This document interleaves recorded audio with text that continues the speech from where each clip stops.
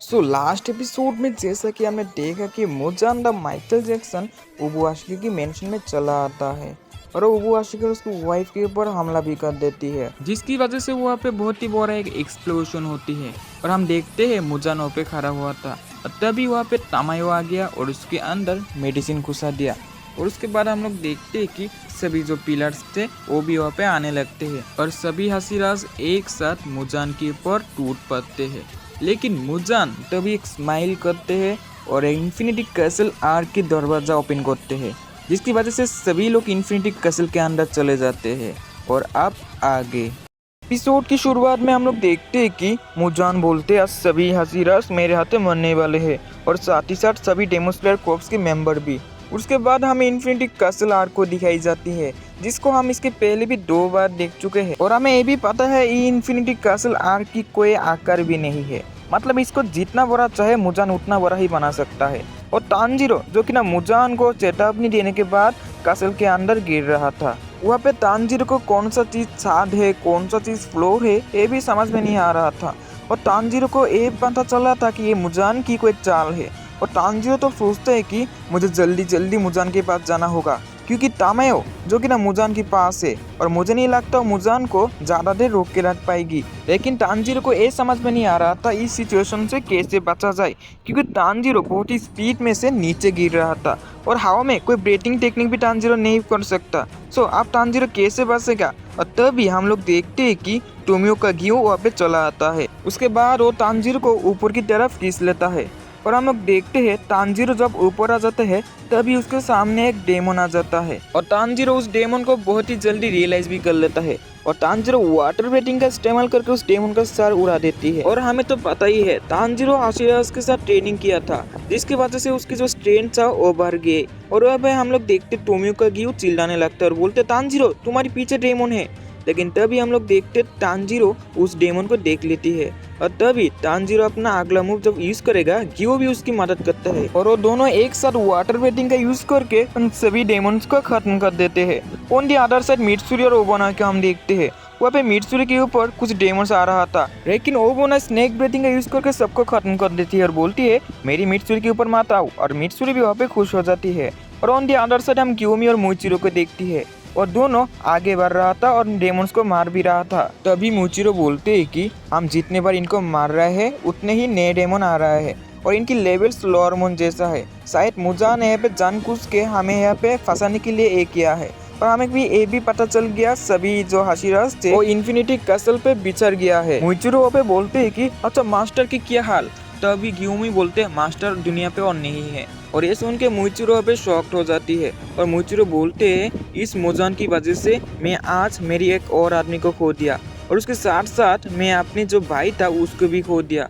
हम सभी हसीरस मिल के उस मुजान को मार के गिराएंगे। ग्यूमी बोलते हैं कि ये हम सभी सोच रहे हैं, चिंता मत करो हम सभी मिलके मुजान को मारने वाले हैं। और उसके बाद हम सनेमी को देखते हैं। सनेमी इन्फिनिटी कैसल पे बैठा बैठा सोच रहा था कि मैंने मास्टर को नहीं बचा पाया। और हमें ये भी पता ही जाती है कि सभी हाशिराज मास्टर से बहुत प्यार करते थे, लेकिन तभी 2 डेमन्स आके उसके ऊपर हमला कर देती है। लेकिन सनेमी बिना उठ के उन दोनों को खत्म कर देती है और तभी उसके चारों ओर से और भी डेमन आना शुरू करते हैं। और तभी सनेमी बोलते हैं मैं तुम में से एक को भी नहीं छोड़ने वाला। उसके बाद हमें इन्फिनिटी कैसल पे गेनिया, इनोसुके एंड जेनेत्सु को देखते हैं और वहाँ पे हमें इनोसुके बहुत ही बैडास मोड पे देख रहा था। इनोसुके तो बहुत ही एक्साइटमेंट पे था, लेकिन मुझे नहीं लगता हम लोग जेनेत्सु की कॉमेडी देख पाएंगे, क्योंकि जेनेत्सु का कॉमेडी ही तो डेमन स्लेयर का अलग बनाता है। लेकिन यहाँ पे हम लोग देखते जेनेत्सु बहुत ही सीरियस था और वो किसी को ढूंढ रहा था। जेनेत्सु बोलते हैं कि मैं उसकी अपीयरेंस फील कर पा रहा हूँ और मैं उसको कभी भी माफ़ नहीं करूँगा। और ऐसा क्यों है हमें नहीं पता ही जाती, लेकिन मैं आप सभी को बता दूँ शायद जेनेत्सु के पास ग्यूमी के साथ जब ट्रेनिंग कर रहा था तब उसके बाद उसके जो स्पैरो था वो चला आया और उसके साथ एक लेटर भी। और उस लेटर पे ऐसा कुछ लिखा था जिसकी वजह से जेनेत्सु किसी एक को ढूंढ रहा था, लेकिन उस लेटर पे क्या लिखा था ये हम आगे जान पाएंगे। और उसके बाद हमें इंसेक्ट हसीरा मतलब शिनोबु को दिखाई जाती है, जो कि ना इन्फिनिटी कैसल आर्क पे घूम रहा था। लेकिन तभी उसके सामने एक दरवाजा चला आता है और शिनोबु उस दरवाजा को खोलने लगते हैं और हमारी साथ साथ शिनोबु की उस दरवाजे की उस पार देखती है और हम लोग देखते हैं वहाँ पे अपर मून 2 डोमा था और डोमा काफ़ी सारे लड़कियों को खा रहा था। और तभी डोमा बोलते हैं तुम एक गाल हो है ना, तुम्हें देख के तो बहुत ही डिलीशियस और क्यूट लग रहे हैं और मैं नाकी में कुछ शुक्रिया अदा करना चाहता हूँ क्योंकि उसने इतना क्यूट एक लड़की को मेरे पास ले आई। और तभी डोमा अपना नाम उसको बताता है और शिनोबी सोचता है कि ये कौन सा डेमन है, वो इतने सारे इंसान को मारा है लेकिन उसकी फेस पे अभी भी स्माइल है, ऐसा लगता है कि उसने कुछ किया ही नहीं। तभी एक लड़की शिनोबी के पास हेल्प हेल्प करके चिल्लाता है और वो लड़की बोलने लगता है कि प्लीज मुझे बचा लो, मैं उसके हाथों मरना नहीं चाहता। डोमा बोलते चुप हो जाओ, देख नहीं रहे हो हम बड़े लोग बात कर रहे हैं, और उसके बाद उसके ऊपर हमला कर देती है। लेकिन हम लोग देखते हैं कि शिनोबू उस लड़की को बचा लेती है और उसको बोलते हैं कि तुम ठीक तो हो ना, तुम्हें कोई चोट तो नहीं लगी। तभी डोमा बोलते हैं इतना फास्ट, क्या तुम कोई हाशिरा हो? क्योंकि हाशिरा ही तो इतना फास्ट होता है, तो शायद बहुत मजा आएगा तुम्हें खाने में। तभी हम लोग देखते हैं लड़की मरने लगता है और उसके गले हाथ और पैर काटने लगता है। असल में डोमा का अटैक बहुत ही फास्ट निकला और वहाँ पे वो लड़की मरने लगता है। और तो अभी शिनोबू के हाथ के ऊपर और लड़की मारा जाता है और शिनोबी शॉक भी हो जाता है। डोमा उसके बाद शिनोबू को बोलता है कि तुम उसके साथ अकेला अकेला क्या बात कर रहे हो, मुझे भी बताओ, मैं भी सुनना चाहता हूँ। और हाँ, अभी अभी मैं जिस लड़की को मारा वो खुश ही होगा क्योंकि मैंने उसके दर्द को कमा दिया। और उसके बात सुन के शिनोबी सोचता है कि ये तो बहुत ही खतरनाक डेमन है और उसके साथ साथ वो साइको डेमन्स भी है। और शिनोबू को ये भी पता चलता है कि ये डेमन ही उसकी जो सिस्टर है, मतलब उसकी जो सिस्टर था उसका नाम था काना और वो भी हाशियारा था, उसको ही मारा था। डोमा वहाँ पे और भी बोलती है तुम लोगों को तो मुझे थैंक्स देना चाहिए था क्योंकि मैंने लोगों को मार के उनका दुख को कमा देता हूँ।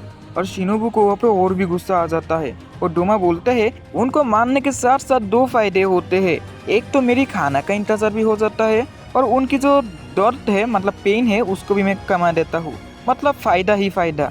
और डोमा के मुंह से ये बात सुनने के बाद शिनोबू बोलते हैं कि तुम्हारी सिर पे क्या घुसा हो रहा है, तुम देख नहीं रहे और लड़की कैसे चिल्ला रहा था और उसकी चीख सुन के तो तुम्हें पता चला कि उसके पेन हो रहा है या खुश। और तभी डोमा बोलते अरे वो तो मरने की खुशी में चिल्ला रहा था, ये तो तुम्हें समझना चाहिए, तुम यहाँ पे पागल हो। और वहाँ पे शिनोबू बोलते मुझे समझ आ गया, तुम ही वो डेमन हो जिसने मेरी बहन को मारा था।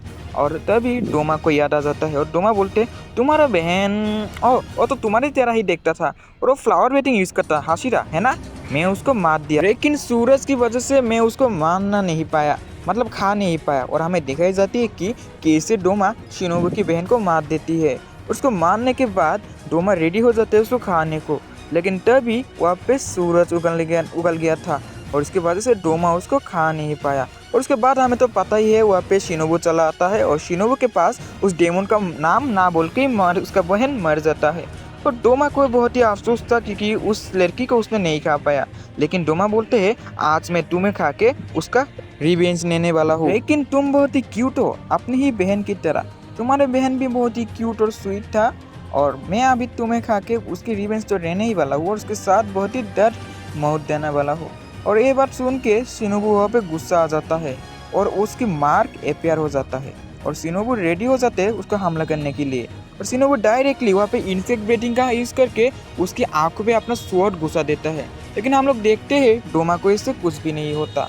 और डोमा बोलते हैं इंसेक्ट ब्रीडिंग ये तो बहुत ही अच्छी टेक्निक है, लेकिन इससे मुझे क्या होगा, मुझे तो कुछ भी नहीं होगा ये सारे छोटे छोटे हमले से। और तभी डोमा अपनी ब्लड डेमन आर्ट यूज करती है जिसका नाम था लोटस आइस और वो ब्लड डेमन आर्ट बहुत ही ठंड था। और शिनोबू सोचता है कि इसकी ब्लड डेमन आर्ट की जो कोल्ड है ये बहुत ही ठंडी है, अगर एक नॉर्मल इंसान यहाँ पे आ गया तो तुरंत ही तो यहाँ पे मारा जाएगा। डोमा तो बोलते है कि तुम्हें क्या ये भी नहीं पता एक डेमन को मारने के लिए उसकी गला काटना होगा और तुम तो मेरी गला काट ही नहीं पाए। और तभी शिनोबू बोलते हैं लेकिन मैंने तुम्हारे अंदर पॉइजन इंजेक्ट कर दिया। और हम लोग देखते हैं कि डोमा की बॉडी के ऊपर पॉइजन काम करना शुरू कर देती है और डोमा वहाँ पे चुपना शुरू कर देती है। और यहाँ पे शिनोबू सोचता है कि क्या मेरी पॉइजन इस अपर मन के ऊपर काम करेगा, मुझे तो नहीं लगता काम करेगी। लेकिन हम लोग देखते हैं कि उसकी पॉइजन डोमा को बहुत ही डैमेज दे देती है और शिनोबी तो बोलते हैं कि मुझे तो नहीं लगता था मेरी पॉइजन तुम्हारे ऊपर काम करेगा, लेकिन अभी तो मैं देख रहा हूँ कि ये काम कर रहे हैं, तो अब तुम क्या करोगे। और डोमा तो बोलते हैं कि तुम तो फिर रुई माउंटेन से हो है ना। शिनोबू तो बोलते हैं कि तो तुम्हें सब कुछ पहले से ही पता है ना, तो तुम्हें ये भी पता होगा कि मैं इस पॉइजन के साथ क्या क्या कर सकता हूँ। लेकिन डोमा वहाँ पे एक स्माइल लेती है तो बोलती है हाँ मुझे ये भी पता है, लेकिन मैं इस पॉइजन को आसानी से डिकम्पोज कर सकता हूँ, और हमें बताई जाती है कि डोमा के अंदर इस पॉइजन को डिकम्पोज कर एबिलिटी है। और हमें ये भी पता चलती है कि डोमा अब तक उसके साथ सिर्फ खेल रहा था। और यहीं पे हमारी Demon Slayer Infinity Castle arc की पहला एपिसोड खत्म हो जाती है। मिलेंगे आप सभी से अगले एपिसोड पे। अगले एपिसोड पे क्या हो सकते हैं आप लोग कमेंट पे लिख सकते हो। और एक बात, अगर आप लोग चैनल पे नए हो तो सब्सक्राइब कर देना। और हम लोग मिलेंगे कोई एक और एपिसोड में। आज के लिए गुड बाय।